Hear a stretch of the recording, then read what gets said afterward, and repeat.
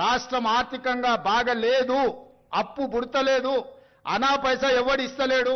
ఎవరినైనా కలవడానికి పోతే బ్యాంకర్లు దొంగలను చూసినట్టు చూస్తున్నారు తెలంగాణ రాష్ట్ర ప్రతినిధులను.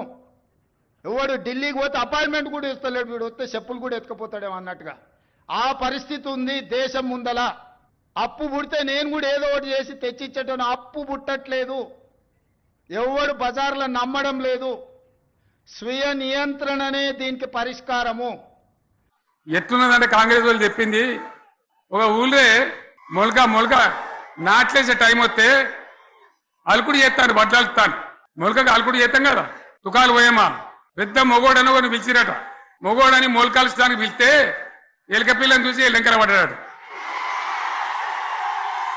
ఇక మా అంత సిపాయిలు లేరు, మేము తెచ్చే ఇస్తాం, 6 సందమామలు పెడతాం, 7 సూర్యులు పెడతాం అని నమ్మబలికి ప్రజలను దగా చేసి మంచిగున్న తెలంగాణ నాగం పట్టించి ఓట్లు వేయించుకొని ప్రజలను మోసం చేసిండ్రు, దగా చేసిండ్రు. ఈ మాట నిజం, మీ అందరికి తెలుసు.